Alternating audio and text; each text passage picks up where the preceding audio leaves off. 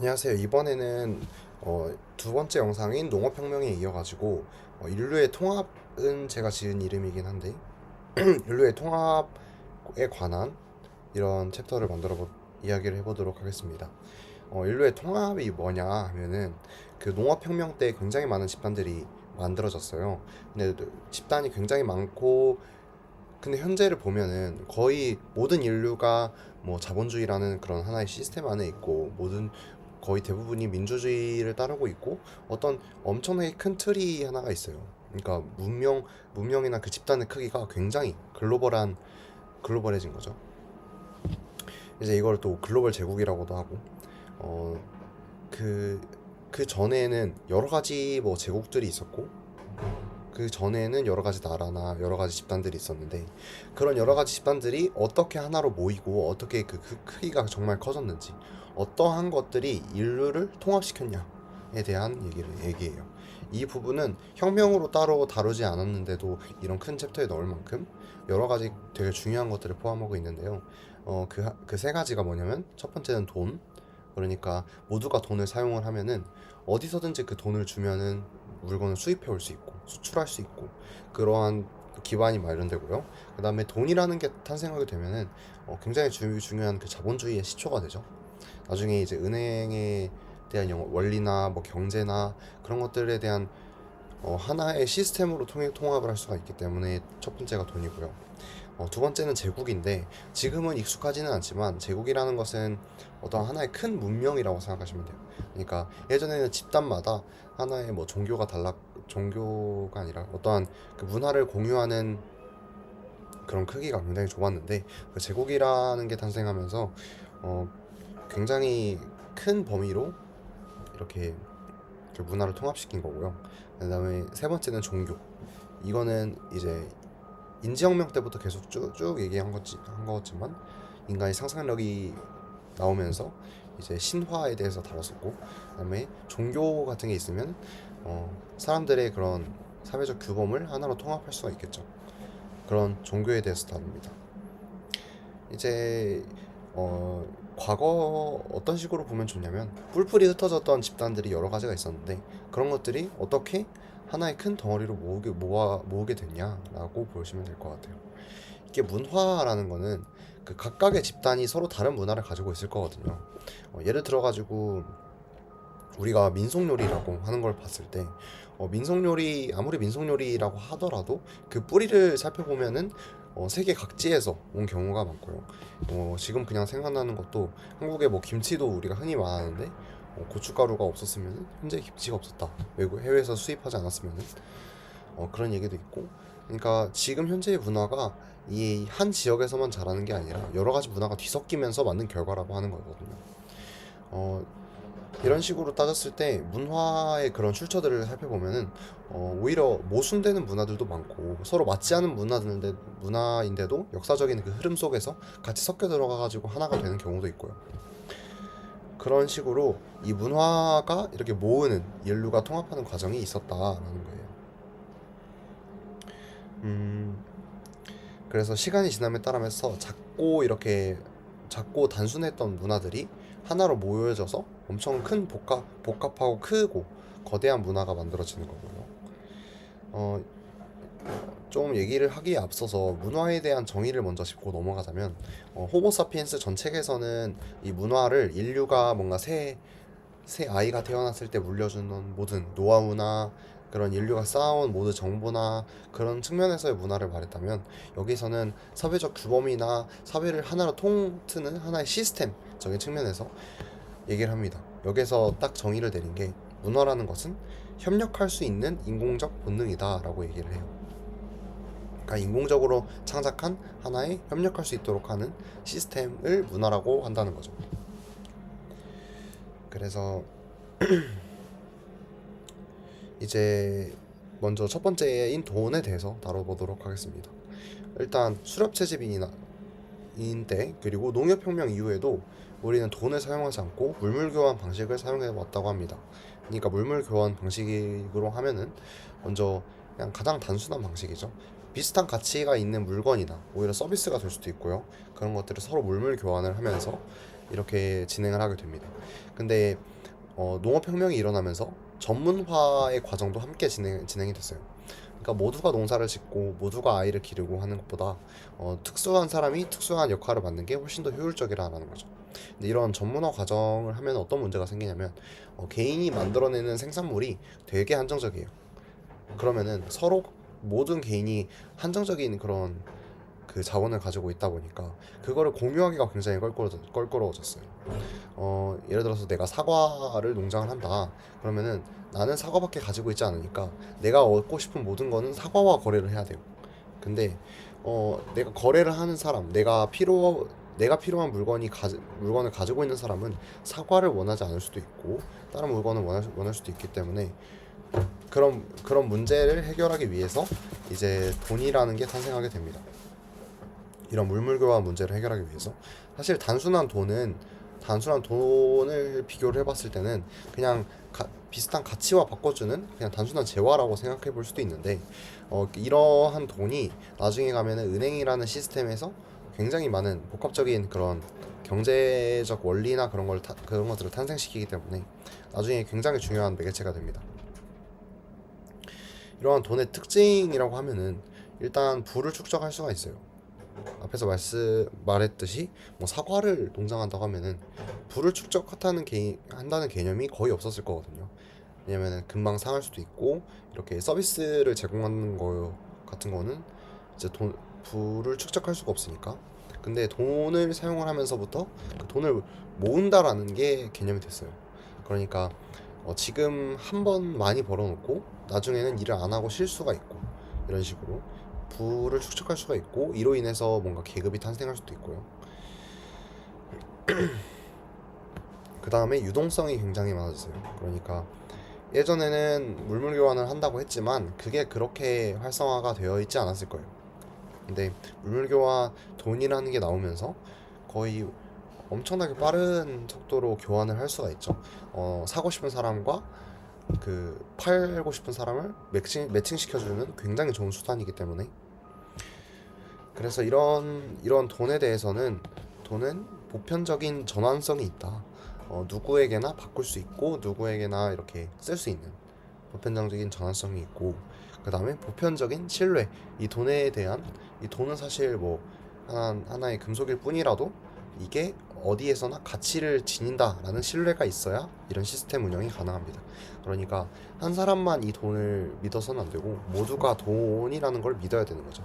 이것도 어떻게 보면은 일장에서 말했던 인지혁명과도 맞물리는 내용인데 이 돈이라는 그 가상의 무언가를 사람들이 믿게 하는 것도 우리 종만의 특징이라고 할 수 있죠. 어, 작가가 이제 한 말 중에 굉장히 인상 깊은 내용이 있어서 가져왔는데 돈은 돈으로 살 수 없는 것의 경계를 무너뜨리고 있다. 인간 말고 그 인간이 갖는 그러니까 인간 그 자체를 신뢰하는 게 아니라 그 인간이 갖는 주화를 신뢰하게 되었다라고 주장을 해요. 점점 그 주화로 살 수 있는 것의 범위가 늘어난다는 거죠. 예, 주화로 살 수 있는 예전에는 물물 교환이나 서비스에 대한 교환뿐만이 아니라 오히려 돈으로 사는 뭐 담보라는 개념도 나중에 나오게 되고 그다음에 이러한 돈으로 살 수 있는 것들의 종류가 굉장히 많아지기도 하고요. 이런 식으로 좀 돈으로 살 수 있는 것의 경계를 허물고 있다. 이런 것도 굉장히 파격적인 생각 중에 하나인 것 같습니다. 그다음에 이 돈이라는 게 나오고 이제 부의 축적이 가능하면서 사실 그러니까 신뢰라는 것에 대한 그런 정의가 많이 바뀐 것 같아요. 그 돈으로 신뢰를 살 수가 있잖아요. 그러니까 돈이 나오게 되면서 뭔가 신뢰라는 개념도 생기고 그 다음에 신용이라는 개념도 나중에 생기게 되고 굉장히 의미 있는 깊은 것 같습니다. 단순한 물물 교환을 위한 그 중간 책이 아니라 하나의 새로운 시스템의 발견이라고 보는 게 맞는 것 같습니다.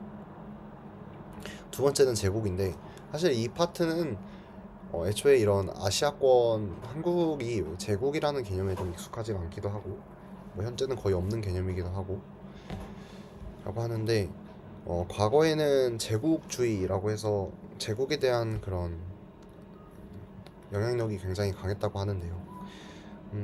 제국이라는 게 뭐냐고 하면은 문화적으로 다양한 집단을 한 번에 이렇게 지배하는 시스템이라고 합니다. 이 제국이라는 시스템은 좀 경계가 유연해요. 어떠한 나라에 이렇게 한정되지 않고 하나의 그 시스템으로 묶을 수 있는, 아무리 문화적으로 달라도 한 번에 묶을 수 있는 시스템을 제국이라고 하고요. 어, 과거에는 이제 제국주의에 대한 부정적인 인식들이 많이 있는데, 이 작가는 그럼에도 불구하고 문화적인 대부분을 제국에서 형성되었다. 제국에서 대부분의 이런 현재 남아있는 대부분의 문화를 생성했기 때문에 제국이라는 것은 굉장히 짚고 넘어갈 만한 중요한 키워드 중에 하나다라고 얘기를 해요. 이제 세 번째, 종교에 대해서 얘기를 하면은 어, 종교가 어떻게 나오게 되었냐? 농업혁명이 일어나고 나서 농부들이 이제 여유 식량이 생기고, 그다음에 농부들이 이런 소유를 하려는 욕구가 강해졌어요. 그러니까 그 작물에 대한 소유라는 개념이 있고, 그 작물을 어떻게 보면 부를 축적한다고도 볼 수 있을 만큼, 근데 그런 것들이 이제 작물 소유물이라는 게 탄생하게 되면은 그걸 또 통제하려는 욕구가 또 생기는 거거든요. 그러면서 이런 집단에서 그런 작물들을 통제하기 위해서 이런 종교가 탄생되었다고 얘기를 합니다. 음, 이 종교라는 것의 한 가지 큰 영향력 중에 하나는 도덕적인 규범을 만들 수 있다는 거예요. 그러니까 이런 규범들은 누가 명령해서 되는 게 아니라 모든 사람들의 뇌리에 이런 박혀 있어야 되는 거다 보니까, 근데 종교라는 거는 그런 측면에서 굉장히 강력하다고 볼 수 있죠. 어, 그 누구도 감시하지 않지만 신은 우리를 보고 있다라는 그런 그 아이디어가 모두의 뇌 속에 있으면은 그냥 아무런 노력을 들이지 않아도, 아무런 그 사회적인 제재가 없어도 그냥 그 범죄를 예방할 수 있는 효과, 엄청나게 강력한 효과를 얻을 수도 있는 거고요. 이런 식으로 종교의 영향이 큰데, 종교의 이제 탄생 과정에 대해서 살펴를 보면, 원래는 일신교라고 해서 하나의 신만 믿는 형태였다고 해요. 근데 이게 어떤 형태였냐면, 그리스 로마 신화처럼 여러 가지 신들이 있는데 그 중에서 나는 어떤 신을 믿을 거야, 어떤 신을 믿을 거야, 이런 식으로 해서 원래는 다 여러 가지 신이 있었다가 그 각자 자신이 믿는 신이 가장 좋다, 이런 식으로 얘기를 하게 되면서 일신교가 만들어졌고, 그 다음에 그 나중에 또 이신교라고 해서 선과 악을 그 두 가지로 삼는 이신교도 탄생을 했다고 하고요. 근데 종교의 영향력이 굉장히 강한 것 같은 게, 뭐 가톨릭과 개신교의 종교 전쟁이라고 해서 굉장히 큰 그런 갈등이 있었기도 했고, 어, 종교가 어떻게, 이 챕터를 읽으면서 종교가 어떻게 이렇게 큰 영향력을 가질 수 있지라는 생각을 하기는 했어요. 지금 보면은 사실 종교가 큰 사회적인 큰 압력을 넣고 있다고 보기는 어려운데, 과거에는 어떻게 이 종교 때문에 싸울 수 있었지? 하는 생각이 듭니다. 두 번째로 다루는 거는 자연법칙 종교라고 해서 뭐 불교나 유교 아니, 같은 것들이, 불교나 도교 그런 거 같은 것들이 있는데요. 이런 것들은 특정한 신을 믿는 게 아니라 하나의 사회적인 그런 도리, 뭔가 규칙 같은 것들을 설파한다고 합니다. 그 다음에 세 번째는 거의 종교라고 지금 부르지는 않지만 인본주의적 종교 이렇게 불러서 하나의 이데올로기를 말합니다. 지금 가지고 있는 뭐 자유주의나 사회주의, 뭐 사회주의 등이 있고, 이거 외에도 굉장히 많은 뭐 민주주의나 여러 가지 그런 사회 시스템들을 말하는 것 같고요. 하나 예를 드는 게 진화론적 인본주의적 종교 이렇게 해가지고 국가사회주의, 예전에 나치를 했던 것처럼 그런 예시를 들기도 합니다. 이러한 문화들의